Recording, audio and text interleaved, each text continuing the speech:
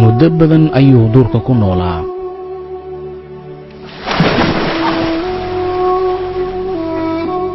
wax badan wuxuu ahaa boqor ka talinaya halkan.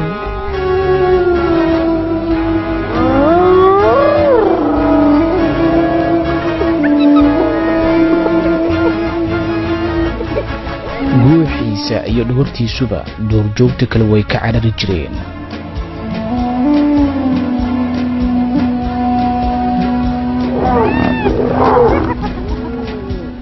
awoodiisa marba mar ka dambeysa way sii yaraanaysay ilaa ugu dambeyn ay naf ka raadiyaan duurjoogta kale.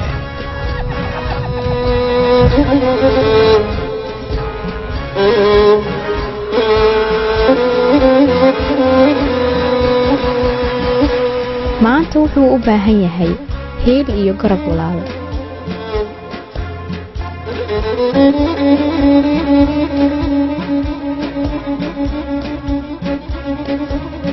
cadowgii duurka kula noolaa maanta waxay dareemayaan inuusan lahayn itaal sidaa u badan. sidaa darteed waxay rabaan inay maraqiisa cabaan.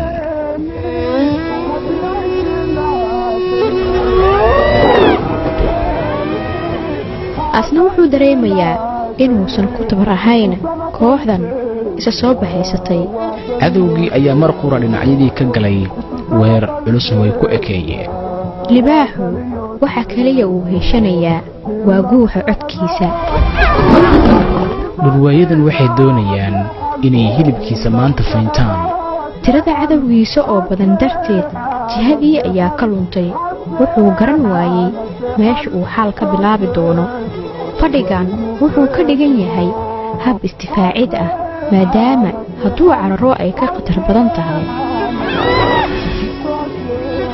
marmarka qaarkood wuxuu samaynayaa wax nafhurid ah oo weerar yar ayuu fulinayaa. taasi waxay sii kicinaysaa hanka cadowga.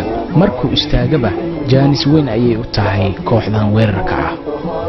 rajadii dunida ayuu ka sii quusanayaa. mararka qaarkood waxa uu go'aansadaa inuu isdhiibo. laakiin rajadii dhurwaayada markan way dhimatay. libaaxii waxaa ka soo baxay neef weyn maadaama uu gudqorkii ka soo laabtay. libaaxani wuxuu ahaa mid nasiib badan. wuxuu mar qura indhaha ku qabtay walaalkii. kadib maxaa dhacay?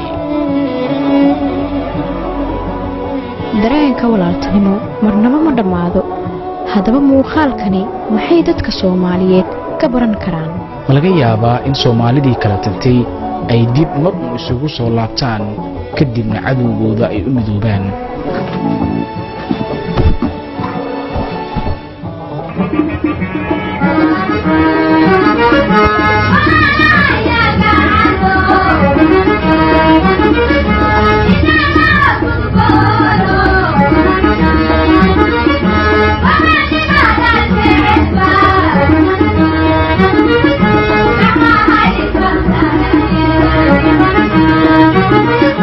fadlan muuqaalkan share gareey page-kana like saar.